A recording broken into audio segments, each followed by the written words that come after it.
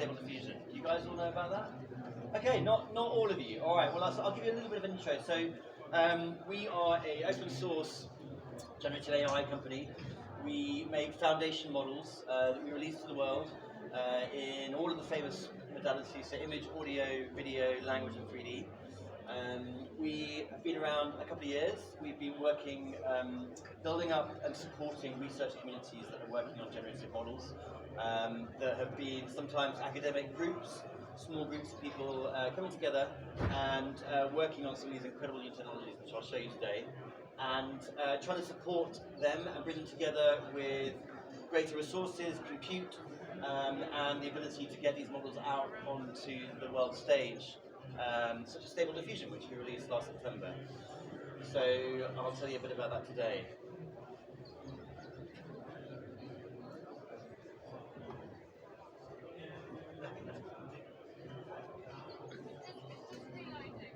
Okay, cool.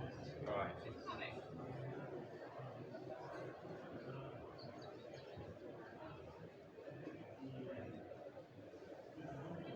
Back a few slides.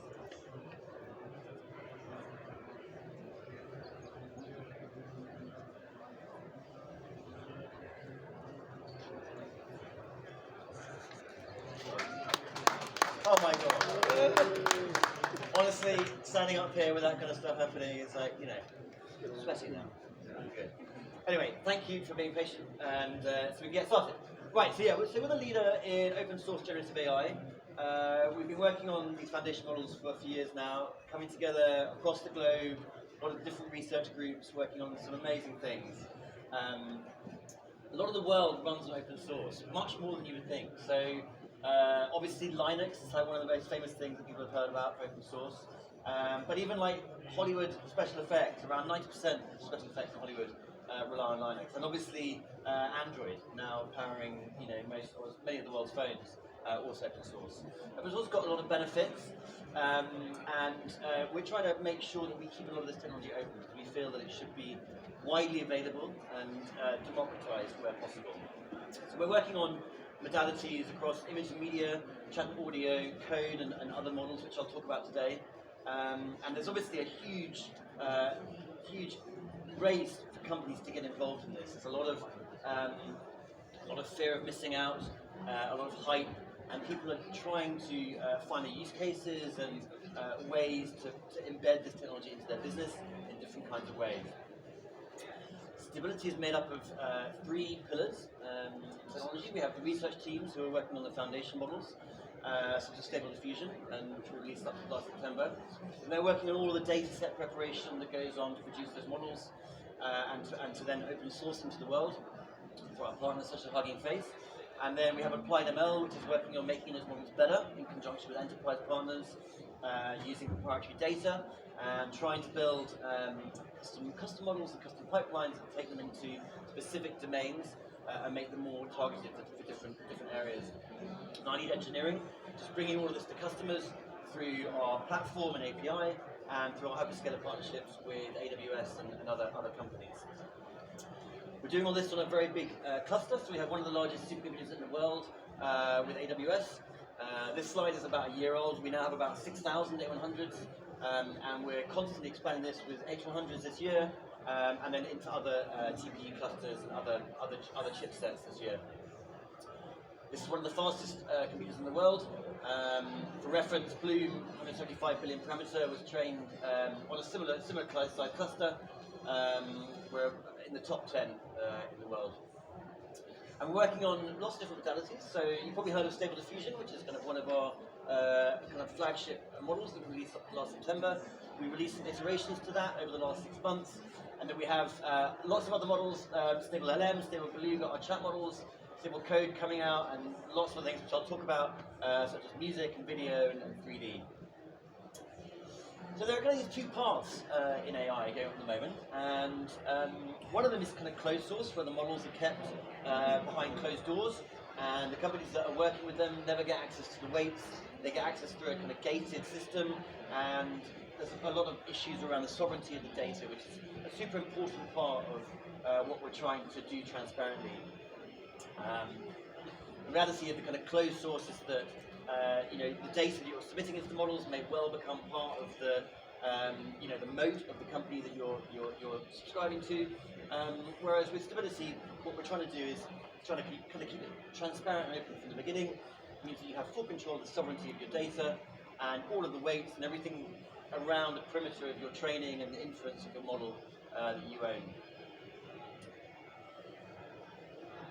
So yeah, we're not really building AGI as such, but we're working on how to do this in a transparent way that companies get access to the technology and can use it for their own benefit. And we call this a stable foundation for enterprise. And hopefully allow you to own your own data and keep it, and also own your own moat. So we have a whole range of enterprise options, but fundamentally through our API, which contains all of our kind of platform and other services, and then through our local deployment of our models on your premise, either through our hyperscale partners or on your own hardware. And we kind of sit in this level of the stack. So this is our kind of picture of the modern AI stack. And we sit here making all the foundation models that can then be used by all the different hyperscale and app developers, platform developers that want to embed those foundation models into their software. And we'd find that it takes around 6 weeks to go from working with a company through to actual delivery of a model. So some of the different models, I'll just go into some of the things that we've been working on in the last 6 months. Obviously Stable Diffusion, Stable Music, Deep Floyd, and then text-to-video models. Stable Diffusion we released last September. So this has kind of been a huge explosion in the community. We have various different communities that we help to manage. Discord, we have around about 250,000 members now. Many billions of images launched. We know how many people make images through our own API, but we have no idea how many people are making images around the world with the open source models. Probably many, many billions of images. And then obviously Reddit and GitHub, which is a really good indicator of the scale of an organization. GitHub, the repo reached around 50k stars in about 150 days, which makes it one of the fastest growing GitHub repos ever. And we're seeing lots of companies build on top of the models. So you can come and develop with us and work on our APIs and all kind of platform, but you can also just use the open source models. This is the power of open source. Companies like Lensa, who was one of the fastest growing companies last year, developed their whole platform just based on Stable Diffusion. And that was for doing avatar generation, so you can personalize yourself and make lots of different pictures of yourself in different ways. Lots of other companies building on top of that. So we have companies you may have heard of like Lensa and Wombo and ClipDrop, who we acquired ClipDrop this year. Some of them are kind of image-based apps, some of them are social networks, lots of different kinds of implementations of generative AI, and many, many more that aren't on here. And then obviously we have a lot of hardware vendors who are getting excited about using Stable Diffusion as their benchmark for measuring hardware. So we have Apple optimizing Stable Diffusion for their chipsets, and also Qualcomm, Intel, and Samsung. We're all now just using it as not only a benchmarking tool, but also making sure that it's optimized for their chipsets. And we're working with some of those companies to help them do that. So SDXL was our latest model, which we released in July. This was the latest iteration of Stable Diffusion. We kept it pretty quiet for the first half of this year, and then released this in July, and it's a big leap forward. We think it's now the best image model in the world, and there are a few reasons for that. It's been trained on a aesthetically conditioned set of data. So out of the box, it produces beautiful images. The prompting that you have to use to make it produce images is much simpler. So for those of you who are familiar with Stable Diffusion, the first iteration, you have to have very long sentences or multiple sentences to get decent images out. Stable Diffusion XL, you get beautiful images with just a few words, and it's a much easier model to prompt with. I'll just show you a few images from the model here. And literally, every week I kind of see these incredible new images coming out. So these are actually from a few months ago, but these are some of the test images from XL. And you can see that the level of the model is now reaching pretty much photorealism. These are just generated with a few words as prompts, and beautiful imagery with aesthetic photos, aesthetic lighting. all the different parts that you expect to see from an image. And this is just kind of showing you like the pace of innovation that's happening in this space at the moment. And obviously the model can generate different aspect ratios from 1024 to 1344 by 768, portrait, landscape. And you can do lots of other things. You can chain it with upscalers, so you can go straight to like 2K, 4K, straight to production image generation through our API. And our API is kind of designed to be the fastest and quickest way to generate images and cheapest in the world. And it's great for things like video game industries, media industries, film, advertisements, where you're able to basically concept new ideas super quickly and just iterate. And I'll talk a bit more about how you can do that. But there's some wonderful images, and if you haven't played with it, honestly, the best part of this whole thing, right, is the image model, right? So just do spend some time on the iPads or on Dream Studio or ClipDrop, just trying the model out. Because it is honestly, it's the most wonderful thing just to have this power at your fingertips and be able to generate images with a few words. And this kind of amazing magic is being spread into all these different modalities. So Stable Music, which there may be an announcement about quite soon, which I'm not allowed to talk about, but it is going to be very soon. Stable Video, which we're working on really hard, which is basically like Stable Diffusion, but with temporal sequence learning. So we're basically training the image model to predict what the next frame will be like. We've got a very amazing team based in Germany. That's all the original people who developed Stable Diffusion, working on video models now. And this is actually a clip from the video model. So you can see things like the temporal, what we call the temporal latency, as the image changes, but it looks coherent to you over time. And this is what we're training image models to do. This is going to be another huge breakout area this year. And then Stable 3D, which is basically taking pictures from the model and getting it to predict what a 3D mesh would look like from that image. And that's a really hard problem because the model's having to predict what the back of something is constructed like in mesh form, and also texture it. But you can imagine this is kind of getting into, as Emad likes to talk about, the holodeck, where you can literally generate the whole world around you. You can generate, with just speaking, you can just generate like 3D environments, music, and even video. So huge amount of potential, and it's coming this year. I won't play this because you need to hear the voices, but this is also voice conversion. So we have an audio team that's working on music generation, but also voice conversion. This allows you to translate both speaking voices, but also singing voices. So obviously, a lot of hype in the music industry around this, as people labels are looking to license artists' voices, so that music producers can produce with any artist's voice. So lots of potential here. And then Stable Code is on one of our latest models, which is trained to produce code in Python, Go, Java, JavaScript, C. So we'll be releasing Visual Studio Code plugins, and will allow you to basically have coding assistance tools. And then obviously we've done a lot of work with AWS over the last year. We built out our cluster there, which is, as I mentioned, one of the kind of most powerful computers in the world.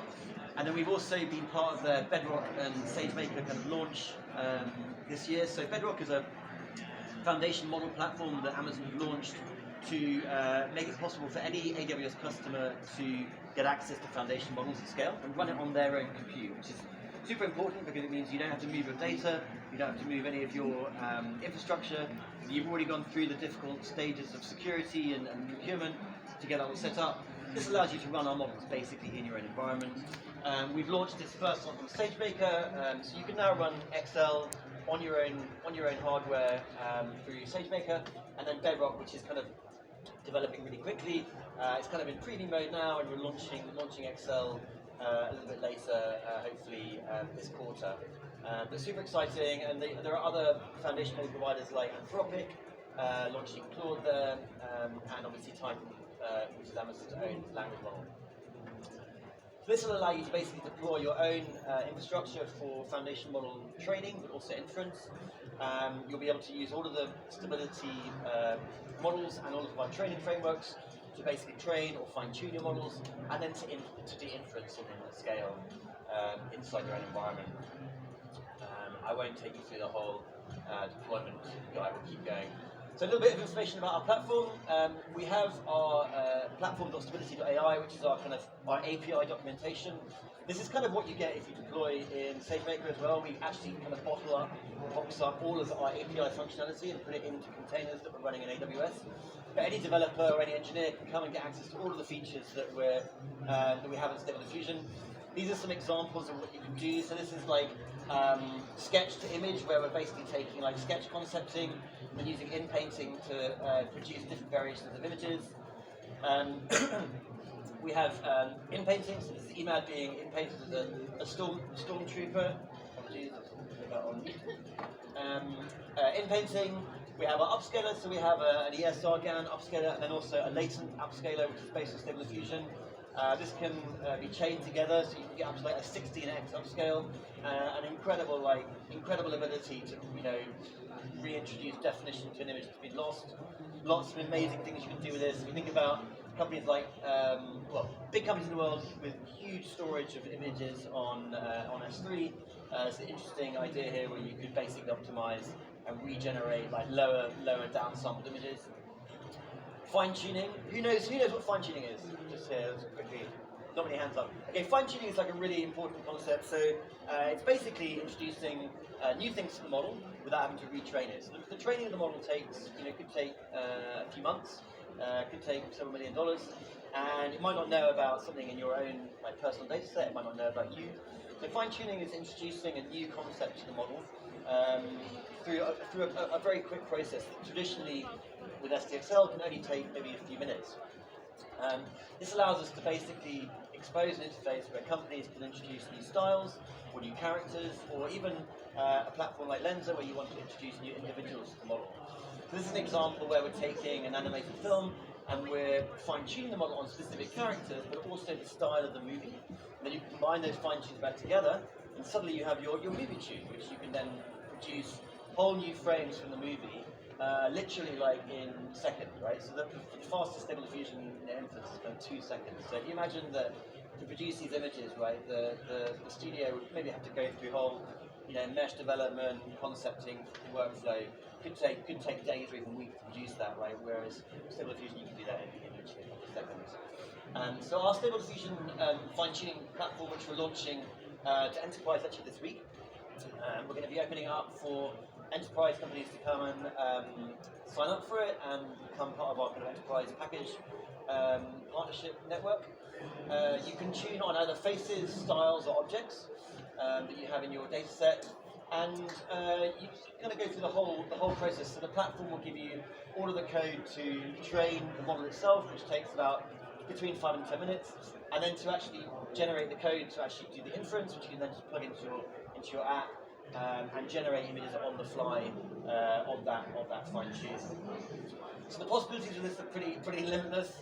It's pretty incredible. You can take this huge model and then introduce these new concepts to it. The model adapts really well to new things because it has all this incredible knowledge of environments and styles and people. So it knows just from a few pictures of yourself, it could be 5 or 10 pictures, how to produce new images of you looking in different directions or in different lighting situations. It adapts all to that, in a matter of minutes, which is really like a super incredible thing when you see it working. We've got companies starting to use this now, combining it with training on, for instance, like you and your partner, and then putting it into animated situations. This is a company called Revel, who've been a really kind of cool customer working with us over the last few months, who are launching a product based on it pretty soon. This is, hopefully the guy in the cupboard can press play. Is there someone near the cupboard that could just ask if they can press play? I don't think. Oh, yes, no, it is actually. Sorry, beg your pardon. So this is just an example of the product design, things that you can do with Stable Diffusion. These are all images made with the model in different areas such as fashion, product design, interior design. Just really beautiful images and super crisp. This is just the model with an upscaler chained together. Just really beautiful images. You can see some of the potential of the model. And these are all generated, this is without fine tuning, so this is just literally the model on its own with different prompts, so really beautiful. So then optimization is a big thing for us. We work with companies like NVIDIA and other frameworks. NVIDIA NVIDIA obviously provides the chips, but they also provide a lot of ways of optimizing the models for their chipsets. So TensorRT is a framework that allows us to compile models into what's called a static graph. For those of you here that are technical, this is basically a static compilation of the model, and we're getting around a kind of 2x improvement with the image model. So we're producing images now on the top end hardware in around like 1.47 seconds. And that's a 1024 by 1024. So this is a big improvement. Just to give you an idea, like last September, the 512 images that we were producing were around about 5 seconds on on 810s. We're going down to this is kind of like 100x improvement in about 9 months. And we'll see that improving, over and over and over and over. But also these improvements get boxed up and contained within all of the things like the video models. So they become part of the models that we're building in the future. So incredible improvement around that. And this obviously goes to improve the cost as well as everything else around the model. A few other things you can do with the platform. So we have the control networks. People are looking to now find many new ways of controlling the model, from not just using prompts, but using other ways to control depth in the model, to control the structure of the image. So this is using the structure of an input image to maintain and predict the same structure of the output. We also have so there's depth to images that you've had being put into a robot or a character from Sesame Street. We have like the ability to take scenes from existing films, but then change the characters. This is Game of Thrones, this is a Japanese drama, which is pretty fun. Anyway, so lots of different applications. These are some of the kind of industries that we're working with and looking to target. I think some of them are obvious, but we can just kind of talk about some of the possibilities. So media and entertainment, this is obviously a hugely powerful tool in Stable Diffusion that you can automate some of these production workflows and concepting. This is not replacing people, this is literally giving, we call it creative augmentation. So it's giving people who are already working in those jobs the ability to do ideation more quickly and more broadly. And we kind of see it as a design tool and something that assists you through that process. And there are lots of ways of doing that. So we're trying to develop a platform to give those people more control over the model. And that means things like controlling the pose, controlling the structure of the images that you're making. So being able to maintain your existing design workflows, but inject Stable Diffusion into them to kind of create new ideas. We obviously, video game industry is a huge area, so we've done some work with Roblox, who now have a tool in their beta preview where you can generate textures in game with a prompt. So if you're a Roblox user, you can sign up for preview and you can literally generate your whole environment and texture the environment using Stable Diffusion and our API. This is super cool, and kind of a little glimpse of where immersive gaming might go over the next year or two. Video editing, it's obviously a hugely powerful tool to replace backgrounds, put people into new shots, without having to get Chris Pratt back on the set and reshoot the whole scene. So, and then Sony Animation have been using it as well for some work with Spider-Man. Just some great examples of using the same pose, but different outputs. So movies, video game industry, entertainment, advertisements, these are all industries that are adopting Stable Diffusion now, using it in some really cool ways, and we expect this to kind of really accelerate this year and next year. This is a nice example of just kind of mixing ideas together, kind of like on a mixing desk, you're using different prompt components to kind of mix together different styles until you find your kind of chosen output. And obviously developing the story, language models are already being used for that, and really excited to see what people are doing with it. So thank you for listening today. Thank you for bearing with me in the beginning with all the technical hurdles, but we're really excited to bring all of this technology to you. It's an incredible space. If you don't already know about it, I got into this just by exploring open source communities and trying models out. It is the most magical technology, and it's having a huge impact, obviously, on the world. So get involved. Any questions, come reach out to any of the staff or myself at Stability, and go create. Have fun. Thank you all.